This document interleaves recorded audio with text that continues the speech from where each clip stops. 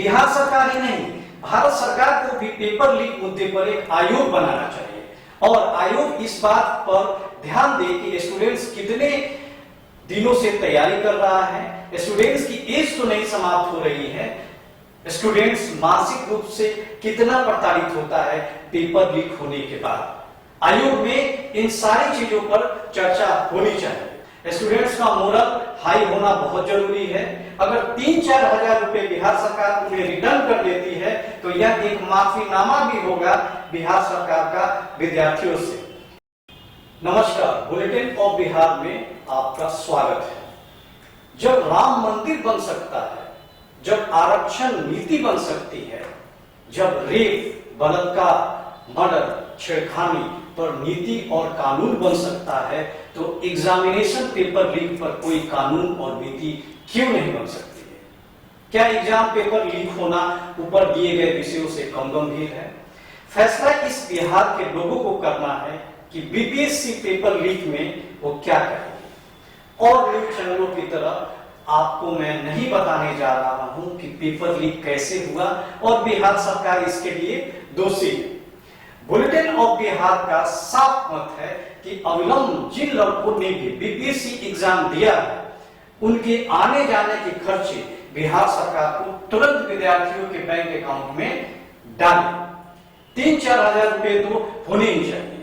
बिहार वासियों को भी इसके लिए आवाज उठानी पड़ेगी। जरूरी नहीं कि हमेशा आंदोलन हो, कुछ बातें आवाज उठाने पर भी सुनी जाती है। स्टूडेंट्स ही नहीं, लोग और लोकतंत्र के चारों स्तंभों को भी आवाज उठानी चाहिए ताकि आगे से कोई भी पेपर लीक ना हो। बिहार सरकार ही नहीं, भारत सरकार को भी पेपर लीक मुद्दे पर एक आयोग बनाना चाहिए और आयोग इस बात पर ध्यान दे कि स्टूडेंट्स कितने दिनों से तैयारी कर रहा है, स्टूडेंट्स की एज तो नहीं समाप्त हो रही है, स्टूडेंट्स मानसिक रूप से कितना प्रताड़ित होता है पेपर लीक होने के बाद। आयोग में इन सारी चीजों पर चर्चा होनी चाहिए। हाल ही में आरा से कुछ अधिकारियों को पुलिस ने अरेस्ट किया।